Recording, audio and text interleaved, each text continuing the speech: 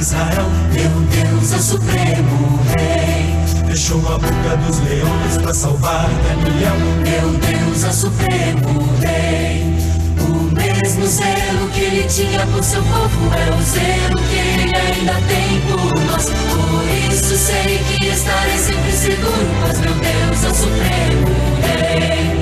Meu Deus é o supremo rei dos reis e reina com seu poder sobre terra e céu. Meu Deus é o supremo rei.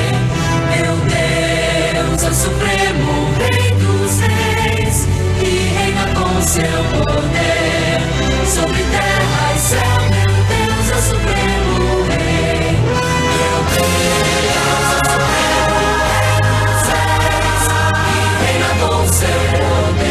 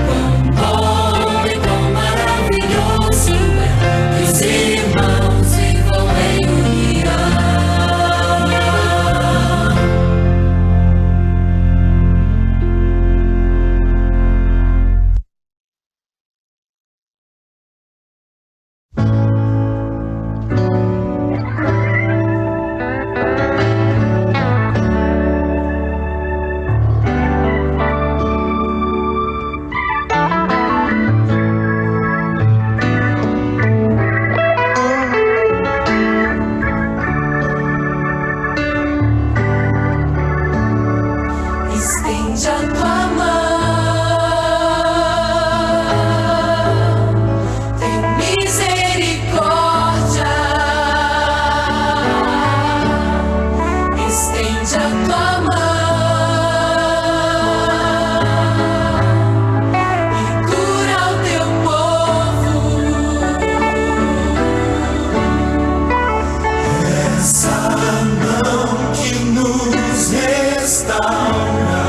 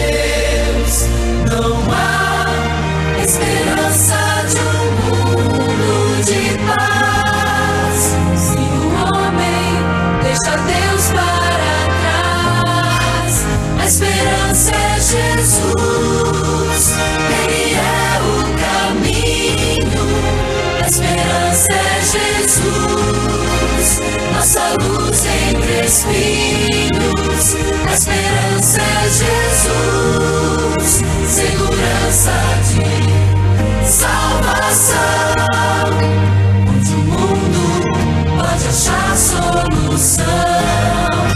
A esperança é Jesus.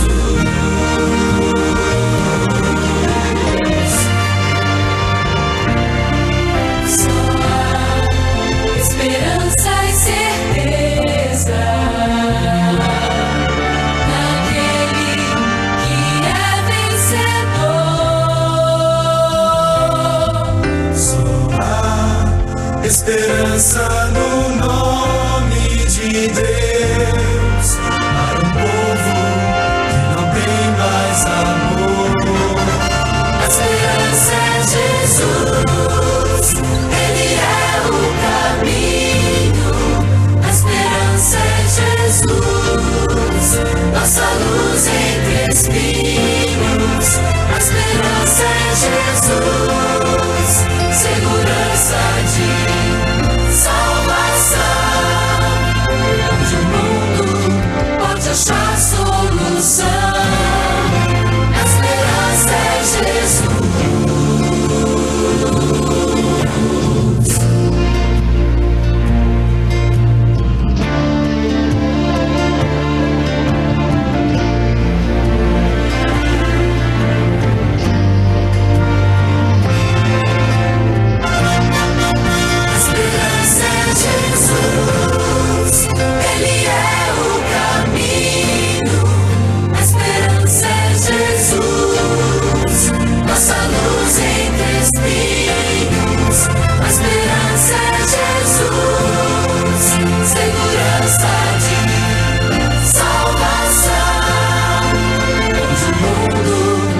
Achar solução, a esperança é Jesus.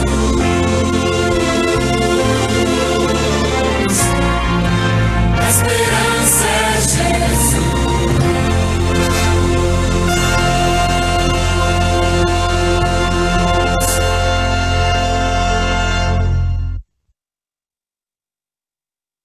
Olá, irmãos, boa noite. É um prazer estar com vocês novamente aqui para mais um culto. Não sei vocês, mas eu estou bastante cansado, sabe? Diz que a semana foi bem puxada, assim, a gente está na metade dela.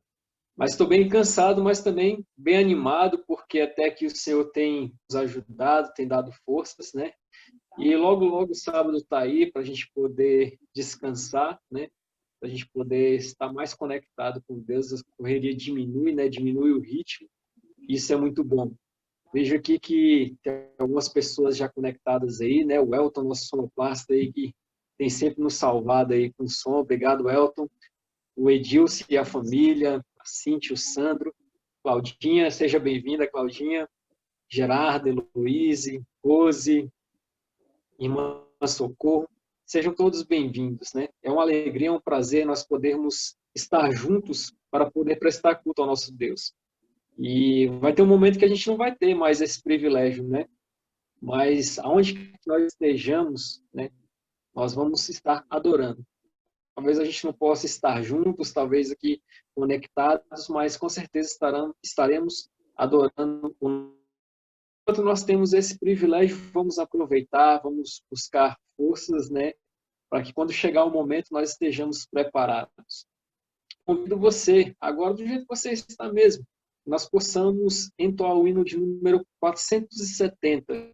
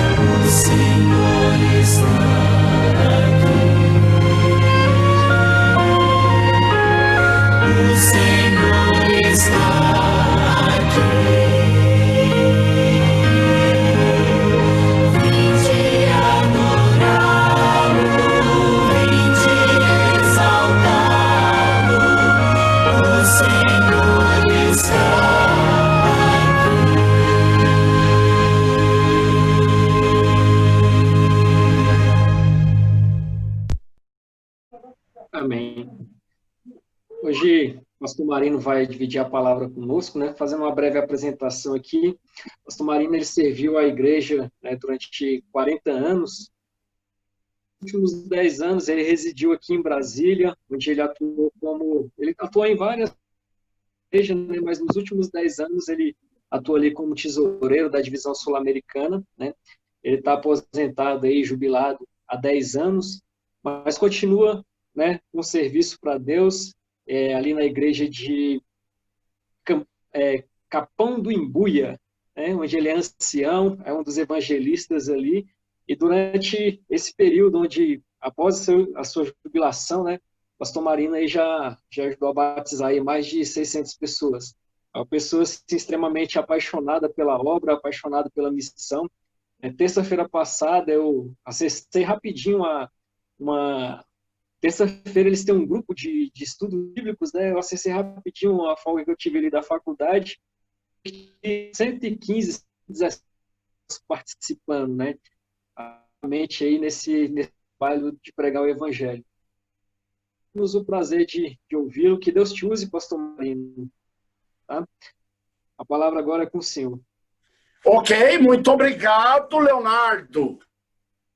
Leonardo, quando ele pede, para a gente é uma ordem, porque indiretamente nós estamos na mão dele, né? Então temos que obedecê-lo. Muito obrigado o convite, deixando a brincadeira de lado.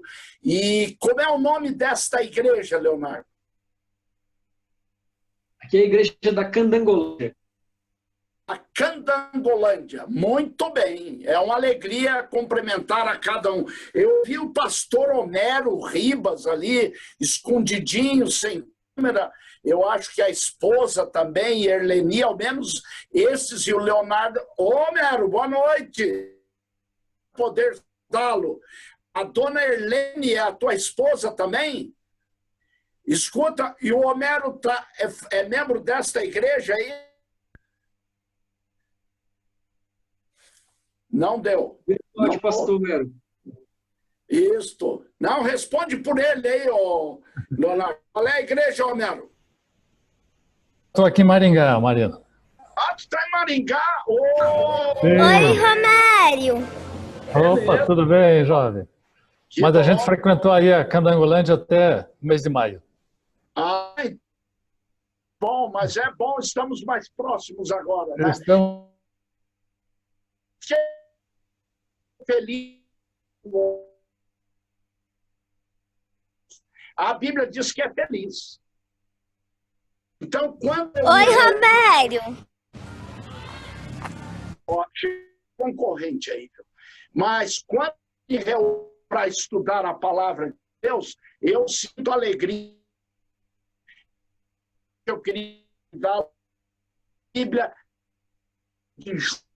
no capítulo e os 20 até 20 refletir na de não estava com eles quando veio Jesus.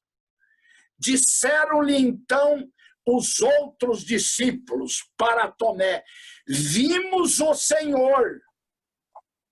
Mas ele respondeu: se eu não vir nas suas mãos o sinal dos cravos, e eu vou sublinhar esta expressão de Tomé, se eu não vir nas suas mãos o sinal dos cravos, e ali não puser o dedo, e não puser a mão no seu lado, de modo algum acreditarei.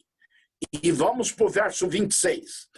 Passados 8 dias, estavam outra vez ali reunidos os seus discípulos, e desta feita Tomé com eles. Estando as portas trancadas, veio Jesus, pôs-se no meio e disse-lhes: paz seja convosco. E logo Jesus disse a Tomé: põe aqui o dedo e vê as minhas mãos. Chega também a mão e põe no meu lado. Não sejas incrédulo, Tomé, mas crente. Então respondeu Tomé: Senhor meu e Deus meu. Queridos irmãos, eu trouxe aqui uma citação do Espírito de Profecia, aliás, do comentário bíblico adventista, que diz o seguinte: Deus sempre dá aos homens suficiente evidência na qual fundamentar sua fé.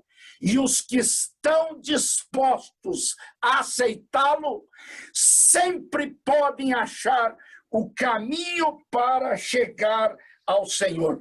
O que me chama a atenção neste incidente, neste encontro de Tomé com Jesus, é o fato de quando ele viu os sinais dos cravos, ele gritou: Senhor, olha a frase que ele usou: Senhor meu, Deus meu. Queridos irmãos, os sinais dos cravos falaram mais alto para Tomé do que as palavras dos discípulos. Vamos prestar atenção nisso. Os sinais dos cravos falaram mais alto ao coração de Tomé do que as ações dos discípulos. E eu hoje de noite queria tirar daí algumas aplicações práticas para a nossa vida. Porque os sinais, eles significam experiência, significam vivência, significam algo que temos inerente a cada um de nós. Significa também, amigos, algo próprio de nós. Algo próprio de nós. E eu relacionei aqui mais uma coisa interessante. É uma característica de nós. E mais uma. É uma espécie de segunda natureza que aqueles que aceitam a Jesus recebem. Uma natureza divina. Por isso, irmãos, hoje de noite eu queria analisar com vocês uma coisa muito extraordinária que Deus, o céu e o mundo e os Tomés que existem ao nosso redor estão esperando ver na tua vida e na minha os sinais dos cravos de Jesus. E sabe, eu vou mencionar apenas 3 sinais que você e eu temos que mostrar para que os Tomé desse mundo acreditem em Jesus.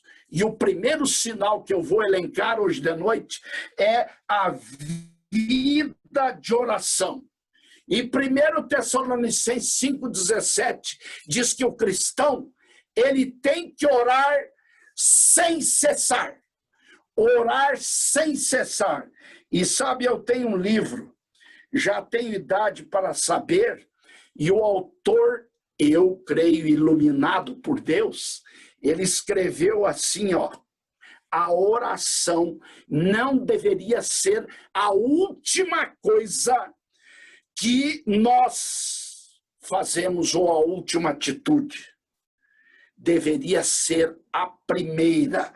Ela não é um paraquedas que o cristão usa na emergência. É o que deveríamos usar a fim de não ter que saltar do avião. Olha que ilustração interessante. Outro livrinho, ele diz assim: os primeiros passos na vida cristã. E Martinho Lutero, ele trouxe uma citação e ele disse: ser cristão sem orar é tão impossível quanto quanto viver sem respirar. E agora eu vou apertar um pouquinho mais vocês, porque eu li no Caminho a Cristo recentemente uma frase, está na página 83. O cristão que não ora, as trevas do inimigo vêm sobre ele. Olha só que coisa extraordinária. Um outro pensador, John Kells, ele disse assim que nesse mundo nós só podemos ficar de pé diante dos homens se antes nós nos ajoelharmos diante de Deus. E, queridos irmãos, eu tenho uma historinha muito interessante de um garoto. O nome dele é Smith. E esse Smith tinha um tio que era incrédulo. E ele decidiu no seu coração, eu vou orar e orar para que o meu tio se converta. E ele orava, e orava muito, e orava de joelho. Um dia o tio foi visitá-lo. E ao chegar lá, observou que o joelho do Smith tinha umas marcas. E ele perguntou, mas sobrinho, o que é isso aí no teu joelho? E olha o que o Smith respondeu. Ele disse assim, que costumava orar de joelhos muito tempo, suplicando a Deus pela salvação e pela conversão daquele tio que ele amava muito. Queridos irmãos, a oração tem poder de transformar vidas. E hoje eu aprendi, depois de aposentado, que se eu quiser levar alguém a entregar a vida a Jesus, a primeira coisa que eu tenho que fazer é pegar o nome dele e orar muito, muito, muito. E olha a historinha do Smith aqui, está dizendo, e eu vou fazer uma pergunta agora. Há marcas nos teus joelhos? Talvez não haja. Talvez faltem os sinais dos cravos. E nós estamos nos rotulando adventistas. Nós estamos dizendo que somos o povo de Deus, o remanescente de Deus, aquele que é encarregado, aquele povo que é encarregado de proclamar as 3 últimas mensagens no mundo, os intercessores. Este mundo ainda não sofreu os flagelos de Deus, irmãos, por causa da oração, por causa da vida de oração dos justos. Mas a pergunta é, nós estamos orando, esse tem que ser um sinal. Uma ocasião eu perguntei para um dos componentes do Arautos do Rei, quando o pastor Roberto Rabelo ainda era o orador, e sabeis o que um dos componentes me disse? O pastor Roberto Rabelo tem calo nos joelhos de tanto orar pela pregação do evangelho e pelo ministério da voz da profecia. Eu trouxe aqui, irmãos, mais uma citação inspirada. Ore em seu aposento particular. Ore durante os seus afazeres diários. Deixe que o seu coração se eleve até Deus. Isso está na página 86 do livro Caminho a Cristo. Um proprietário riquíssimo, ele dizia que orava muito e que o cristão devia ser uma pessoa de oração. E ele orava, e olha, ele tinha o costume de orar pelos pobres. E orava fervorosamente para que Deus ajudasse os pobres. E num dos cultos que ele fez com a família, o seu filhinho ouviu a oração do pai em favor dos pobres, e ele era riquíssimo. E quando os pobres pediam alguma coisa para ele, ele dizia assim, olha, eu não tenho, só tenho para minha família. Depois da oração, naquele culto, o filho perguntou para ele, eu queria ter todos os seus bens, papai. Mas o que você ia fazer com isso? Eu ia responder às suas orações. Olha só, eu ia responder às tuas orações, disse o filho. Oração, a marca, o cravo, a marca dos cravos de Cristo na minha vida. Segundo, eu disse que eram 3. O primeiro é a oração. O segundo é o conhecimento da palavra de Deus. Sabe, irmãos, e este sinal precisa ser visto na tua vida e na minha.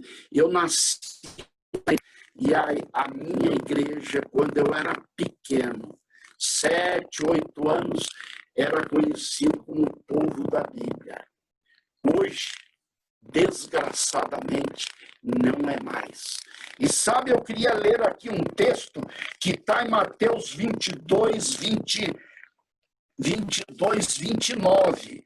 Vocês conhecem esse texto, mas eu queria pedir para vocês pensarem nele, porque esse texto é para adventista do 7º dia. Este texto é para pastor. Mateus 22, 29. Jesus se dirigiu aos líderes da sua época. E olha o que é que ele disse. Errais, não conhecendo a Bíblia, nem o poder de Deus. Irmãos, Jesus foi duro aqui. E hoje de noite ele pode estar dizendo para você e para mim que nós estamos errando porque não conhecemos a palavra de Deus o suficientemente. Olha o que eu tenho numa meditação matinal aqui. Vocês já ouviram essa frase, mas ela diz assim: estude a Bíblia para ser sábio. Creia na Bíblia para ser o que? E pratique para ser santo. Na Bíblia. Praticar a Bíblia. Estudar a Bíblia para ser santo. E mais uma citação de Ellen White do livro Mente, Caráter e Personalidade. E ele diz assim: quando examinamos, preste atenção, examinamos a palavra de Deus, sabe o que acontece? Anjos de Deus estão ao nosso lado, fazendo incidir brilhantes raios de luz para a nossa compreensão da palavra de Deus. Será que os anjos estão aí contigo agora? Eu tenho fé que estão. Eu tenho fé. Quando eu abro a palavra de Deus e peço a iluminação do Espírito de Deus, anjos me assistir à presença de Deus. E sabe, irmãos, a Bíblia tem que ser a nossa constante e favorita companheira. Qualquer coisa nesse mundo que acontecer conosco, eu tenho que imediatamente lembrar da resposta e da solução na Bíblia Sagrada. E quando surge um problema, nós damos uma solução própria ou da Santa Bíblia. Ou da Santa Bíblia. Os piores ataques que Jesus recebeu quando esteve aqui, ele enfrentou com esta arma, espada do cristão. E nós estamos estudando aí na lição que ela é o martelo, ela é fogo, ela é semente, ela é o pão, ela é a comida, ela é a bebida. Por isso que você e eu temos que ser conhecidos como o homem da Bíblia, a mulher da Bíblia. E como é que eu sou conhecido? Vivendo os princípios da Bíblia, falando neles, exortando e mostrando a todos a importância. Eu até coloquei aqui, irmãos, quando se fala em divórcio, epidemia, coronavírus, Covid-19, divórcio, violência, guerra, frieza espiritual, conflito, o que vem à minha mente? Uma solidão arrazoado humano. E eu vejo muita gente apavorado, porque a epidemia que está lá em Lucas, bem claro, 21:13, né? A epidemia, Jesus. Então, e lá nesse capítulo também diz assim, quando vocês não entra em pânico, vibra, levanta a cabeça, porque a vossa redenção se aproxima. Quem tem medo, não tem desespero, que a Bíblia tem para tranquilizar a sua mente, para ter certeza da aproximação de Cristo Jesus. Irmãos, será que nós temos Bíblia na cabeça, decorado versículos, capítulos? Será que quando as pessoas perguntam sobre qual é a assunto da Bíblia, nós temos a resposta? Ou nós temos, dá um tempinho, eu vou pesquisar. Eu tenho que ir para o Google, eu tenho que falar com fulano. Irmãos, o Google, então, hoje, tem que estar aqui, sagrado, e chegou o tempo de você armazenar na sua mente textos da Bíblia Sagrada. Não tem outra alternativa. A Bíblia e o cristão andam juntos. A Bíblia e o cristão andam juntos. Fica registrada. Oração e Bíblia juntos. Não tem outra alternativa. E se você está com dizer uma coisa aqui, viu? A Bíblia é resposta para os problemas físicos, emocionais, financeiros, os problemas de toda a ordem. Está aqui e a resposta. Então, amigos, nos aproximamos da palavra de Deus. E olha, o pregador, uma ocasião, chegou a uma casa. E aí, quando entrou a mãe, a chefe da família, querendo ser agradável e impressionar o pastor, ela chamou o filhinho: Joãozinho, por favor, Joãozinho, vai lá na varanda e traz o livro que a mamãe mais gosta. E lá foi o Joãozinho. De repente, o Joãozinho traz o livro. E sabe que livro era? Um livro de propaganda.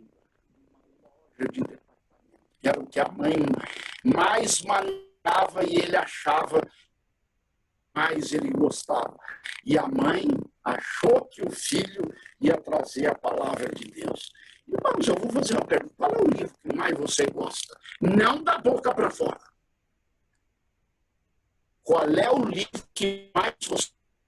É aquele que mais você examina. Não tem jeito. Buscar a palavra de Deus e acreditar nela. Terceiro ponto. Terceira marca. Terceiro sinal de cravos. Sabe qual é? Honestidade. E sabe, irmãos, esse é o último dos sinais. Ele tem que ser visto na nossa vida. E eu escolhi aqui 1 Coríntios. Olha só. 1 Coríntios. E no versículo 8, por favor, abra lá. Se você não tem sublinhado isso na sua Bíblia, 2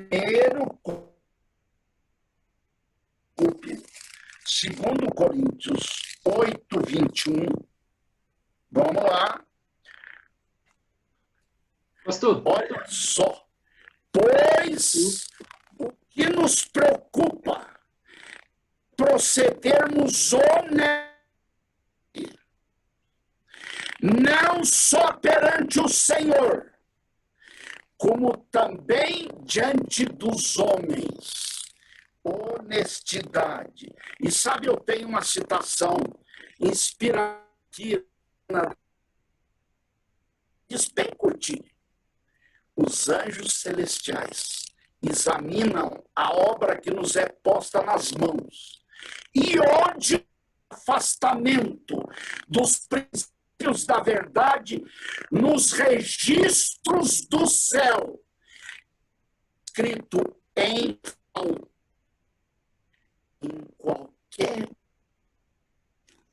qualquer centavo. Olha aqui, impressionante. Honestidade é vital na vida, sinal na vida do cristão. Eu falo em honestidade, eu falo honestidade em tudo. Honestidade no trato, honestidade nos compromissos, honestidade nos negócios, honestidade na palavra. O cristão é uma pessoa com quem os outros podem contar, haja o que houver. O cristão não engana. O cristão não falha quando promete ir. O cristão valoriza a palavra dada. A sua palavra é sim, sim e não, não. E perguntaram a uma empregada doméstica, numa ocasião, que prova ela podia apresentar de que realmente ela se convertera. Ela respondeu na sua simplicidade. Mas olha, é impressionante, irmãos, como isso aqui revela os princípios que estavam impregnados na sua mente pela aceitação do Evangelho. Sabeis o que ela respondeu com toda simplicidade? Eu agora já não jogo mais o cisco debaixo do tapete. Ela agora tinha os sinais dos cravos do cristianismo. Irmãos, eu já vou concluir. E vou concluir dizendo, o cristão que tem os sinais dos cravos pelos outros, recebe influências, ele fica impenetrável, blindado pelos parados na palavra de Deus. O cristão que tem os sinais dos cravos tem seus critérios inspirados por Deus na sua palavra. E eu vou dizer uma frase agora. O cristão que é cristão, ele tem uma vida de oração. O cristão que é cristão tem o conhecimento da palavra de Deus. E o cristão que é cristão, ele tem a honestidade. E, queridos irmãos, não é só se convenceu, se converteu quando ele viu os sinais dos cravos nas mãos de Cristo. Vou dizer para vocês, nós estamos com um mundo aí que é o Tomé. E esse mundo está esperando ver na tua vida e na minha o quê? Oração. O conhecimento da palavra de Deus, transformando as minhas ações. E, queridos irmãos, o mundo está precisando de ver a honestidade na nossa vida. Que Deus te abençoe. E a mim também. Para que estes sinais dos cravos falem alto na tua vida e que nós possamos pregar, falar a Deus através dos sinais dos cravos. Que Deus te abençoe e a mim também. Para que nesses momentos finais, mas eu creio, nos momentos finais, a volta de Jesus, que nós possamos revelar Cristo ao mundo. Que Deus te abençoe. Amém. Leonardo, eu que oro ou você? Por favor, pastor, ore para a gente. Tá bom. Querido Deus e Pai, te louvamos nesta noite pela oportunidade que tivemos de orar, de meditar na tua palavra, e eu quero clamar, irmão. E querido Deus, abençoa os irmãos e a igreja de Candangolândia. Por favor, abençoa o pastor, abençoa os líderes desta igreja e permita, Senhor Deus, que todos nós sejamos conhecidos por aqueles que revelam os sinais dos cravos de Cristo na sua vida. Eu te agradecendo por pertencer ao teu povo, por estarmos expectantes na certeza de que Cristo está voltando. Mas, por favor, inflame a cada um de nós, para que possamos viver e falar do teu amor e da tua graça. Perdoa os nossos pecados. Dá-nos um restante de semana abençoado, para que possamos receber o santo sábado para te adorar. Nós oramos na certeza que tu nos ouve e suplicando através dos méritos de Cristo Jesus. Amém. Muito obrigado, então, Leonardo, e a todos vocês. Que Deus abençoe cada um. Obrigado, pastor, pela mensagem, pela sua disponibilidade. Uma bênção, né? Palavras poderosas que realmente nós precisamos ouvir e refletir. Muito obrigado. Obrigado pela presença de todos, né? Dani, tudo bem? Bom dia. Se você quer desejar aí uma boa noite, um bom restante de semana. Boa noite a todos. Obrigado, pastor Marinho, pela mensagem inspiradora. Que o Senhor continue te abençoando. Como diz lá na minha terra, eu estou apavorado com as bênçãos. Eu estou apavorado com as bênçãos de Deus. Mas um apavorado alegre. Pastor Marinho. Obrigado. Valeu, amigo. Tudo bem, meu Edilson? Saudade, tá bom. Satisfação. Saudade, quero. Olá, Saudade, Marcelo. abençoe. Alegria do Senhor, meu amigo. Obrigado, igualmente também. Falou.